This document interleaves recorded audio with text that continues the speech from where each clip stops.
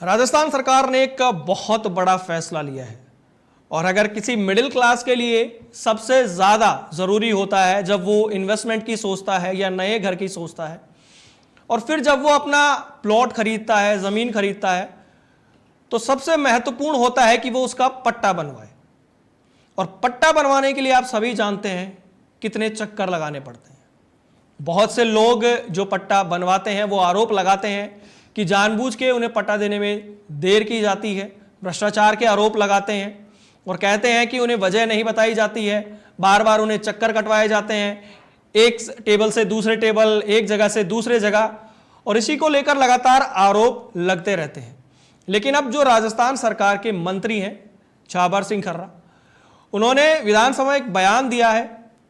उन्होंने कहा है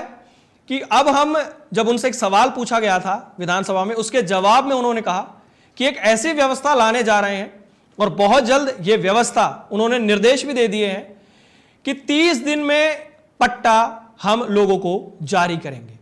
और ये व्यवस्था बहुत जल्द उन्होंने कहा है कि ये आ जाएगी। 30 दिन के अंदर अंदर पट्टा जारी होने की उम्मीद, और इस खबर पर लगातार जो लोग हैं और जितने भी जो लोग इंतजार में रहते हैं उनके लिए बड़ी खुशी की बात है कि जो लोग चक्कर लगाते रहते हैं, महीनों महीनों पट्टा नहीं मिलता है, अब 30 दिन में मिलेगा। और सबसे बड़ी बात यह है कि अगर किसी वजह से कोई कागजों में गलती है, अगर कहीं कोई किसी तरीके से एफिडेविट में दिक्कत है, तो उस चीज का जवाब विभाग को देना पड़ेगा कि वो किस वजह से पट्टा जारी नहीं कर रहा है। 7 दिन में जवाब देना पड़ेगा और यह जरूरी होगा। 30 दिन में पट्टा जारी करना है और 7 दिन में जवाब देना है अगर पट्टा जारी नहीं होता है तो, और किस वजह से जारी नहीं होता है वो वजह भी सरकार को बतानी होगी। तो ऐसी व्यवस्था के लिए सरकार ने ये सारी बातें कही हैं और विधानसभा में जो मंत्री हैं झाबर सिंह खर्रा, उनकी इस जानकारी को लेकर जो लोग हैं उसमें जो कहीं ना कहीं एक बहुत बड़ी, आप ये मान सकते हैं कि तसल्ली उन्हें मिल सकती है। और 2 चीजें और उन्होंने बोली है कि अब जो विभाग में कोई भी जो वहां पर अधिकारी है वो 5 साल से ज्यादा टिकेगा नहीं। आप ये मानते हैं कि अगर कोई एक अधिकारी एक जगह रह जाता है तो वो कहीं ना कहीं अपनी कायनात वहां बनाने लग जाता है और भ्रष्टाचार के आरोप लगते हैं।